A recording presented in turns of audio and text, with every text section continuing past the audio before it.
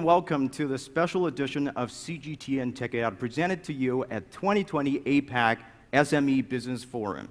In today's panel discussion, I'm sitting down with some of the most active and innovative startups in China for just one purpose: artificial intelligence, a technology that are believed to have the potential to be the single greatest human achievements. But critics are arguing that it may also have this potential to be the most destructive. So I'm going to talk to some of the innovator, developer, and insider of artificial intelligence. So joining us today in this discussion are Mr. Chen Kuan, founder and CEO of InfraVision. His company has been a pioneer in artificial intelligence imaging solution specifically for medical purposes. Welcome. And Ms. He Ying, Vice President of the Fourth Paradigm, a high-tech startup that provides companies with smart workflow solutions through artificial intelligence. Welcome. Thank you. Coming up next is Mr. Keeman Guan, CMO of UiBot Robotics. That's the robot maker. I love it. UiBot Robotics has been focusing on developing mobile robotic solutions for industrial use. Welcome, Keeman. For sure. And last but not least, we have another robot maker, right? Mr. Zhao Wenchuan, Product Director of Intelligence Allied Technology, also is the AI robotics company, but instead is committed in service robotics, right? Yeah. Hello, everyone. Hey, welcome. All right, so welcome everybody. So how about we start with a quick question? We're talked a lot about artificial intelligence, but what exactly is the level of AI development so far when we talked about we're approaching the age of AI? So when we talk about AI utilized in medicine, the first demand that we see is that, in fact, the capable doctors, the resources is actually very scarce, especially in rural and remote areas. We want the AI to be able to replicate their capabilities, and we can actually provide them en masse to like the rural and especially remote areas. When we talk about specified diseases, specific diseases, in fact, AI can outperform humans because as we can see, like even like the top doctors, they need to rest and they need time to process information. But AI can actually process information very quickly, and then it doesn't get tired, so it has a very good accuracy. And then when it actually provides to areas in which we do not have good doctors, that's the place in which we can see the greatest benefits they can bring to the society.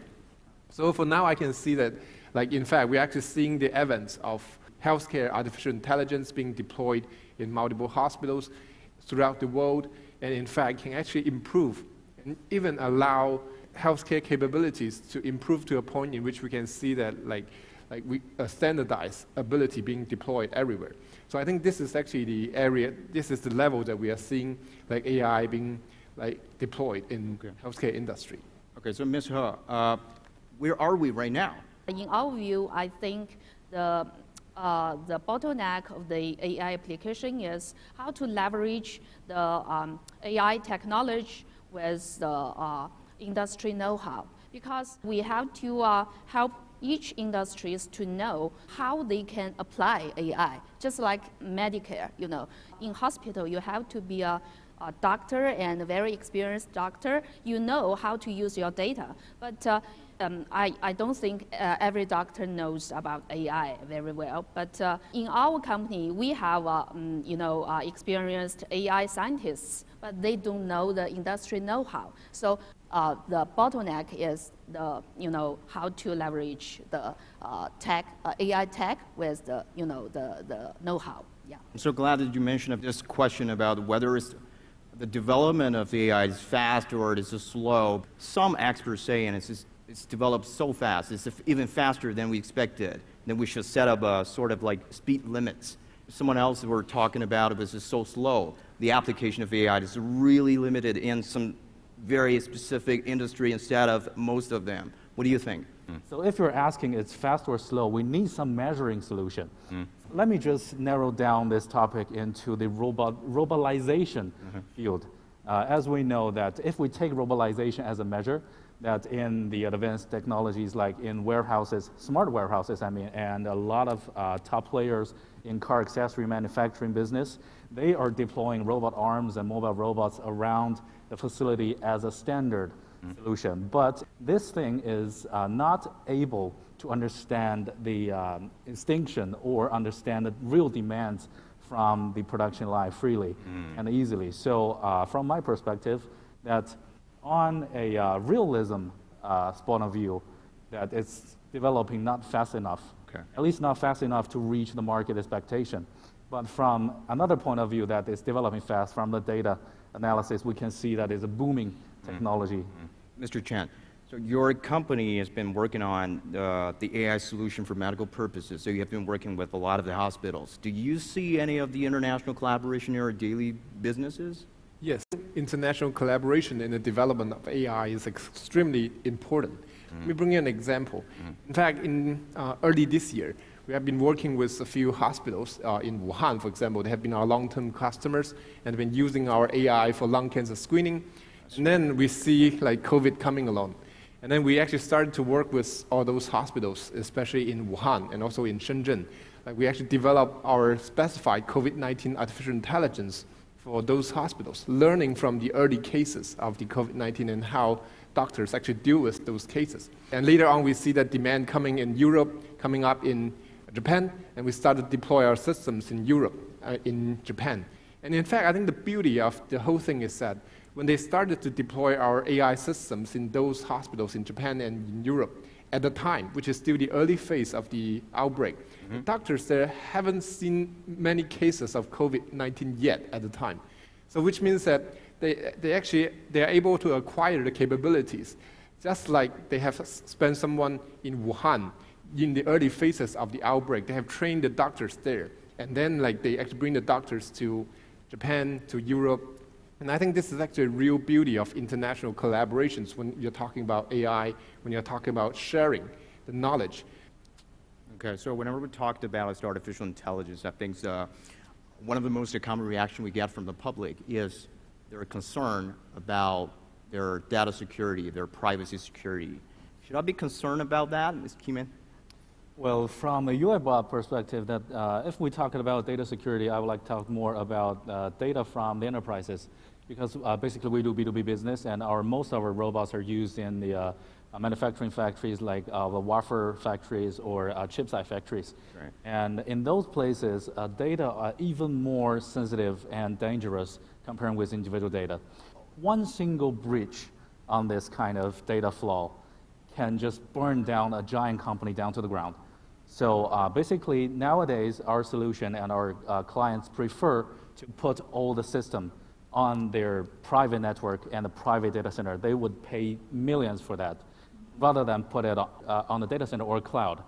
So basically, this is a bottleneck for us right now, and we believe in the future this business need the IT technology plus OT technology, which are operation technology, and also with CT technology. And we believe when all of these industries work together with the strong infrastructure, with a great firewall, with a lot of policies we have been talking today, and we will be able to reach the future of this robot system. But nowadays, we believe this is a way that we sacrifice benefits for 100% security. Mr. Zhao, so your company is also working on the robots, right? But you put your robots more specifically targeting on service to provide a service to the individuals, right? So what's your perspective on this? To solve this problem, I think the first step we need to take is legislation. Yes, in 2008, the European had taken the GDPR, the General Data Protection Regulation, as a good leap. And now we have personal information protection law coming into force. So that's a good start. But when we look back, think what caused by technology should be solved by technology. AI is about to find the patterns about data. It's about the associations with data, not what the data comes from. We have 3 cutting-edge, AI technologies, like the federated learning, the transferring learning, and also the differential privacy. Those 3 areas, we are we are dealing with how to protect the data privacy. So your answer is to using the new algorithm to protect Yes. those. Yes. Okay, Mr. Chen. So what do you think? What do you think is the unique opportunity and challenges in Chinese market? Yes. First of all, I want to say that I strongly believe that there is a unique edge to China's development of the AI technology and AI industries. When we talk about AI, we actually need massive amounts of use cases to train. And I think China has this huge case scenarios. For example, when we talk about lung cancer screening, in fact, China has the most massive lung cancer screening cases. And then AI can actually learn from it. And furthermore, when we actually talk about the AI development and how it's being deployed in certain industries, a lot of times, in fact, it actually needs the coordination of multiple agencies. So I think the coordinations among different players and different partners in the AI, in its deployment of AI in different industries, I think is key to its capabilities to be pushed forward. And I think China has a unique advantage in this as well. So that's why I think China has these unique strengths to push forward the AI technology in the new century. Okay, so today's forum is designed for the small and medium-sized enterprises. So I think next question is it's for you, Ms. He. How can AI help them to grow bigger and faster? For small and SMEs, they do not have enough money to hire those AI scientists, and they do not have to deal with those data, and they cannot afford for the compute power. It's costly. Our major product is the AI platform. It's called Sage. Auto machine learning. Sage is an auto ML. SMEs develop their AI applications on our platform. They do not need to be AI scientists. Even if some developers, they only know Java, they can create those AI applications on our platform. I would like to throw the last question to all four of you about there's been a lot of the money, there's been a lot of attraction resources has been put into this industry. So what kind of social role will the AI play in the future? I personally believe that for whatever use cases that we are looking at, the commercial value has to come from the social values that it creates for the society, and actually part of it will turn into the commercial value as captured by the company. Our scientists can do lots more than commercial, business. So we trace the migrant birds and protect the giant panda, their habitats. I think AI is about everyone and everyday life. So it's not just about business. Mm-hmm. Right now, a very pressing challenge to human beings around the world is how could we deliver efficiency medical care to about 7 billion people around the world, right? So maybe we can use the AI to reveal hidden patterns, hidden in the genetic DNA or something like that. So we can find new compound and new protein to the AlphaFold. That's very critical to human. Well, I believe AI is going to be a fundamental and regular element in a daily life, in the future of ours. And I believe it's going to fill the empty blanks in the social division and release human beings to the jobs and the positions that's suitable for human nature. And this is what AI does in the future. And I believe from a solution perspective, instead of a technology perspective, just two phrases. AI should be from the social needs and for the social needs. That will be what it be. So thank you for all of you for sharing this with us. It's a very informative discussion. So whether you're stoked or concerned about development of the AI, one thing that we have reached this agreement is that this technology is rapidly evolving and will reshape the world that we live in. So thank you very much for sharing those the insight with us, and thank for all of you for coming this afternoon, and thanks for watching. And this is CGTN's Take It Out. I'm Zhao. We'll see you next time.